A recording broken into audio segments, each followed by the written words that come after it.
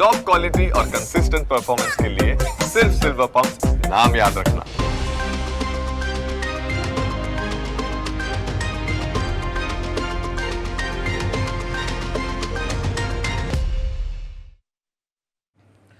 નમસ્કાર, અમારી વિશેષ રજૂઆત સેટરડે સ્પેશિયલ સાથે હું છું જીગર। જ્યારે સરકારી તંત્ર કોઈ પણ વિકાસ કાર્યો કરે તો લોકોને આશા હોય કે તેનાથી તેમની મુશ્કેલી દૂર થાય, તેમને રાહત મળે, પરંતુ દરેક વખતે આવું નથી બનતું। તંત્રની અણઆવડત કહો કે બેદરકારી લોકો થયેલા વિકાસના કારણે જ મુશ્કેલીમાં મુકાયા છે। ક્યાંક હોસ્પિટલ બની તો ક્યાંક હોસ્પિટલની અંદર સ્ટાફ ન હોય, ક્યાંક શાળા બની હોય તો શિક્ષકો ના હોય। આવું જ કંઈક બ્રિજની કામગીરીમાં પણ જોવા મળ્યું છે। આજે અમે તમને તંત્રની કામગીરીની પોલ ખોલનારી હકીકત જણાવીશું, જે વાત તમે દરરોજ અનુભવી રહ્યા છો પણ સરકાર સુધી પહોંચાડી શકતા નથી। વાત તંત્રની બેદરકારીની છે, વાત તંત્રની અણઆવડતની છે, વાત તંત્રની નિષ્કાળજીની છે। અમદાવાદનો આઈઆઈએમ બ્રિજ તેનું ઉત્તમ ઉદાહરણ છે। આઈઆઈએમ બ્રિજ અવળી દિશામાં બનાવવામાં આવતા આજે લાખો વાહન ચાલકો તંત્ર સામે રોષ ઠાલવી રહ્યા છે, કારણ કે 2 થી 3 વખત સિગ્નલ ચાલુ બંધ થાય ત્યારે વાહન ચાલક ત્યાંથી પસાર થઈ શકે છે। અંદાજે 5 થી 10 મિનિટ તો એક જ સિગ્નલ પર નીકળી જાય અને ભૂલથી પણ એમ્બ્યુલન્સ આવી જાય તો તે પણ ફસાઈ જાય। અમદાવાદ સહિત રાજ્યમાં આવા ઘણા બ્રિજ છે જેની ભૂલ ભરેલી ડિઝાઇન અથવા સર્વિસ રોડના અભાવના કારણે લોકો પરેશાન થઈ રહ્યા છે। વાત કરીએ આવા જ ભૂલ ભરેલા પુલોની।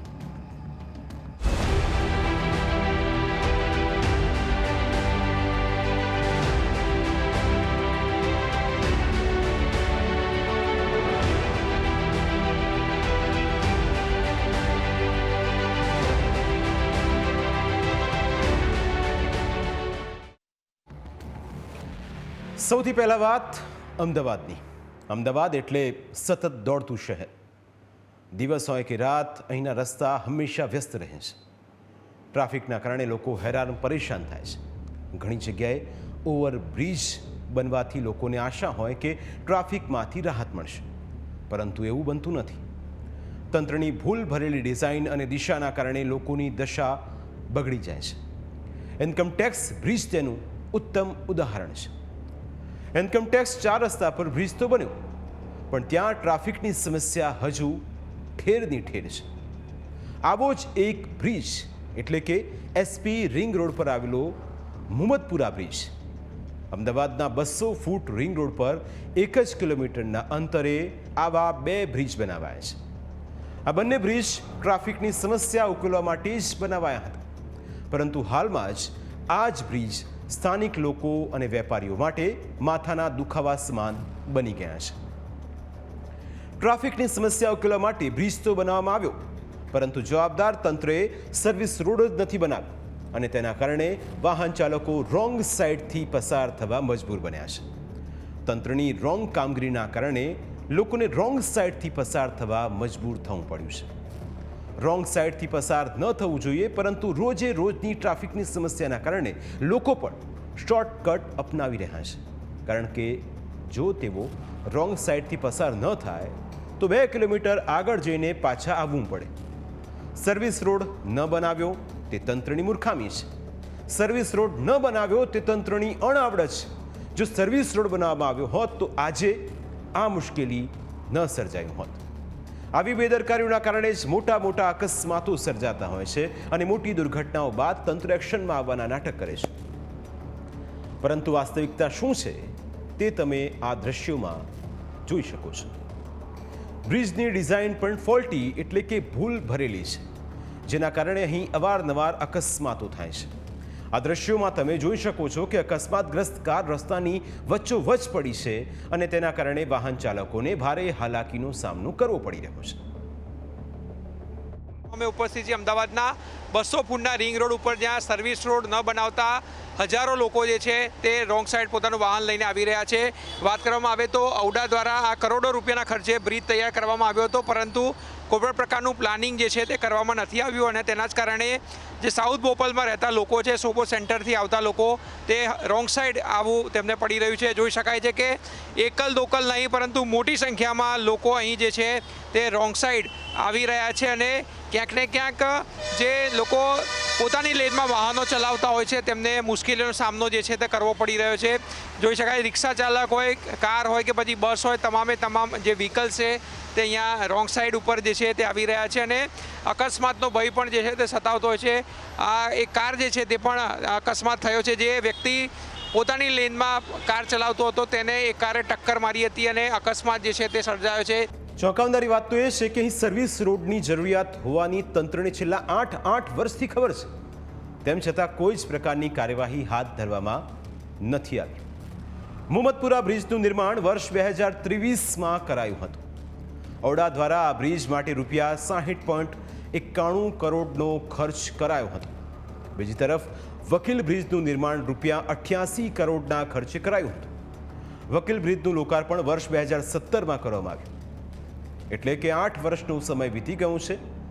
આપણે માની લઈએ કે સર્વિસ રોડ બનાવતા 6 મહિના કે 12 મહિનાનો સમય લાગે, પરંતુ અહીં તો 8 વર્ષ પછી પણ તંત્રએ સર્વિસ રોડ બનાવવાની તસ્દી લીધી નથી.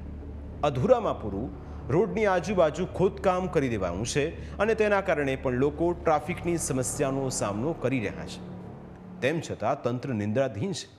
ઔડાના સત્તાધીશોએ આંખે જાણે પાટા બાંધી લીધા છે, કારણ કે આમાં તંત્રનું ક્યાં કહી જાય છે. પીસાવાનું તો પ્રજાની જ થાય છે.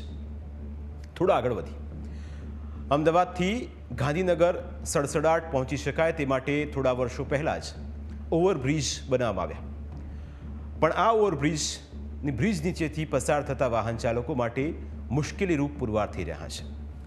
બ્રિજના પ્લાનિંગ અને ડિઝાઇનના ઘણી ખામીઓ હોવાની જણાઈ રહ્યું છે.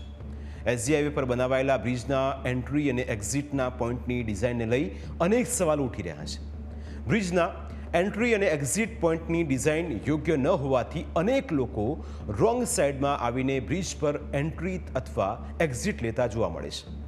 અહીં રીતસર અકસ્માત સર્જાય તે પ્રકારના દ્રશ્યો જોવા મળે છે અને એસજી હાઈવે ઉપર સંખ્યાબંધ વખત અકસ્માતો થઈ ચૂક્યા છે. નાના અકસ્માતોની તો કદાચ ગણતરી પણ કરવામાં નથી આવતી. થોડા મહિના પહેલાં જ ગુજરાત હાઈકોર્ટમાં પાંજરાપોળ ક્રોસ રોડ પર ઓવરબ્રિજ બનાવવાના નિર્ણયને પડકારવામાં આવ્યો. અરજદારોએ બ્રિજ ન બનાવવાના કારણો પણ રજૂ કર્યા, જો કે ગુજરાત હાઈકોર્ટે આ અરજીને ફગાવી હતી. સાથે જ કોર્ટ મિત્ર દ્વારા તંત્રને ટકોર કરવામાં આવી હતી. બ્રિજ તો બની જાય છે, પણ બ્રિજ બનાવવાના પ્લાનિંગ અને ડિઝાઇનમાં ભૂલો જોવા મળે છે. તેના કારણે અનેક અકસ્માતોના કિસ્સા સામે આવે છે. અમદાવાદના એસજી હાઈવે ઉપર અનેક બ્રિજ બનાવવામાં આવ્યા, પરંતુ આ બ્રિજના એન્ટ્રી અને એક્ઝિટ પોઈન્ટની ડિઝાઇન અને પ્લાનિંગમાં ખામી જોવા મળે છે, જેના કારણે અનેક વાહન ચાલકો બ્રિજ પર પ્રવેશવા માટે રોંગ સાઈડમાં આવે છે અને પરિણામે અકસ્માતોમાં લોકો પોતાના જીવ ગુમાવે છે. બ્રિજ બનાવવા માટે ફક્ત અમદાવાદ જ નહીં પણ સમગ્ર રાજ્યમાં પ્લાનિંગની જરૂર છે. અમે સવારે ઘરેથી હાઈકોર્ટ આવતા હોઈએ છીએ ત્યારે દર 3 દિવસે એક અકસ્માત જોઈએ છે. આવા સંજોગોમાં બ્રિજ બનાવવા માટે યોગ્ય પ્લાનિંગની જરૂરિયાત જણાઈ રહી છે. આ સંદર્ભે યોગ્ય કરવું જોઈએ અને સરકાર સાથે સ્થાનિક તંત્રએ પણ વિચાર કરવો જોઈએ. કોર્ટમાં તે સમયે અમદાવાદ શહેર ટ્રાફિક પોલીસ દ્વારા ત્યાં પોઈન્ટ મૂકવાની વાત કરવામાં આવી, પરંતુ સમસ્યા ઉકેલવા માટે કોઈ જ કામગીરી કરવામાં નથી આવી. એસજી હાઈવે પર ગુરુદ્વારાથી આગળ જતા સર્વિસ રોડ પરથી મોટી સંખ્યામાં લોકો એક્ઝિટ પોઈન્ટ પરથી એન્ટ્રી કરતા. રોંગ સાઈડથી એન્ટ્રીના કારણે બ્રિજ પરની એક્ઝિટ લઈ રહેલા વાહન ચાલકોને ભારે હાલાકીનો સામનો કરવો પડે છે. ઘણીવાર વાહનો અથડાઈ પણ જાય. લોકો આવું એટલા માટે કહી રહ્યા છે કારણ કે તેઓને બ્રિજ ઉપર ચડવા માટે છેક પેલેડિયમ મોલ સુધી જવું પડે.